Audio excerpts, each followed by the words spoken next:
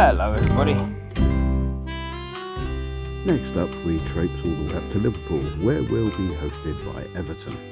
Kick-off is at 3 p.m, and as far as I can make out, there should be no engineering works to speak of. So just the usual lousy service to contend with then. Everton then. Well, if we hadn't been playing them, they would have featured in the Wild and Wacky World of Association football section anyway, with the appeal against their 10-point deduction for breaches of PSR. The net upshot of it all was that they were handed back 4 of the points, something which amusingly saw Brentford drop a place before kick-off the other night. Of course, they still have another hearing for further breaches to contend with, so perhaps they shouldn't get too attached to those 4 points. Current form is interesting. They haven't won any of the games played since 16th of December, when they beat Burnley 2-0 at Turf Moor. That game finished off their best spell of the season when they actually won 4 in a row. The following 9 games saw them lose 4 and draw 5. The defeats came at home and away to Man City and away at Wolves and Spurs. The draws came at home to Villa, Spurs and Palace, and away at Fulham and Brighton. Factoring in the points deduction, all that's left them in 15th place, with 25 points from the 26 games they've played so far. Everton's -6 goal difference is keeping them above Brentford, who currently sit on -11. Of course, below that are Forest, who have 24 points, and they too are up before the beak, so who knows where everyone will be in a few weeks' time. Watch this space. Of course, the current position with their finances and points means that it would have been a bad look for them to have gone out and splashed out the cash on what would have probably been some much-needed reinforcements this winter. Daisy scoured the nether regions of the internet and could only find the arrival of Ghanaian winger Kingsford Bukaye listed for the latest window.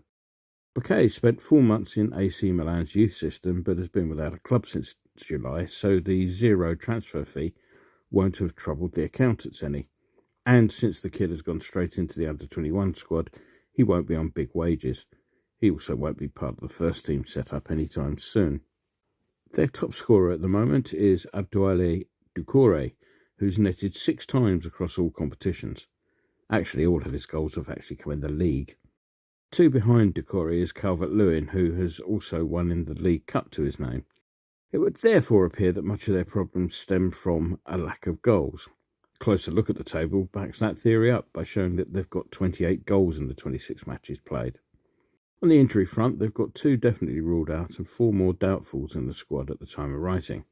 On the definitely out list are Danjuma, who's got an ankle injury, Dele Alli, who's got a groin problem.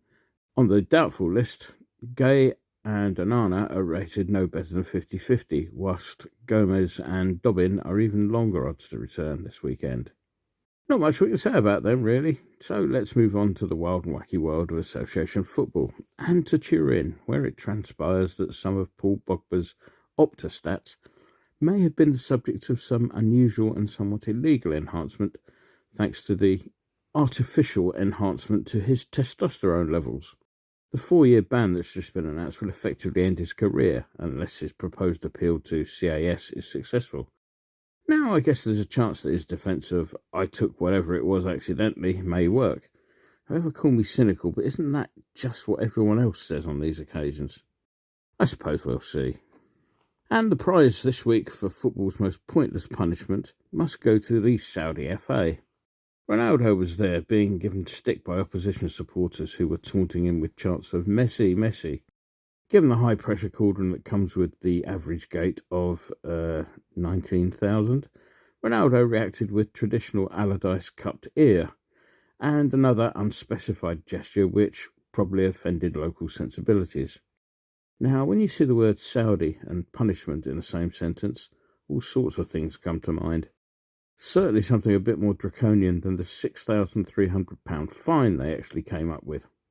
Daisy, bored with the lack of transfer activity of late, got her calculator out and worked out that the fine was the equivalent of 18 minutes' work for Ronaldo, who therefore effectively had the fine paid in the time it took them to drag him away from the mirror after the match.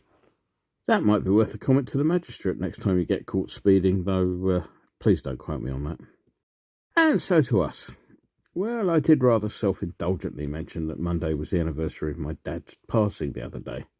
I have to say, they've loved that match. We actually started off on the front foot, and the opening 2 goals were 2 good footballing goals.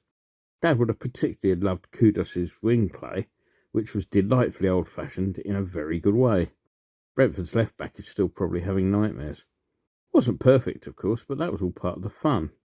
Zuma ought to have done better for their first, and having seen a replay of the incident, we probably got away with one for their penalty shout. From head on, which was the view I had, the challenge looked like a good old-fashioned shoulder charge from Kudos, of the sort of which Dad would have heartily approved. Maybe the ref was adding it to the list of occasions on which a Brentford player threw himself to the ground unnecessarily. Who knows? All 4 goals were pleasing to the eye. Bowen's hat-trick goal followed the Brentford defence having a nervous breakdown at Kudos's wing play, whilst Emerson's pile driver got me out of my seat quicker than was probably advisable for someone on blood pressure medication with knees dodgier than Zuma's. Even at the end, when Brentford started to throw the kitchen sink about, there was some excellent defensive work going on. And when they got past that, Areola was on tip-top form. What was that I was saying the other day about confidence? That early goal seemed to release the players from the fear of going forward, and boy did it pay dividends. For this weekend, we would appear to have a full squad from which to pick. Phillips will have served his ban, but frankly I'd start with the starting 11 that commenced the Brentford match. For once they've earned it. Which brings me on to the question of the prediction. Everton came very close to beating Brighton last weekend, Brighton's equaliser coming in stoppage time. However, their goal did come very much against the run of play by all accounts. They will be buoyed by the retrieval of those 4 points, albeit on a temporary basis, so their tails will be up. However, they still haven't won since December, and factor in the fact that we should also be in good spirits. 3 points shouldn't be out of the question for this one, but I think on this occasion I'm going to err on the side of caution. So the £2.50 I was going to send to Saudi to help out with Ronaldo's fine will instead be placed on a wager at Winston's the Turf Accountant to the effect that the game will end in a 2-2 draw. Enjoy the game.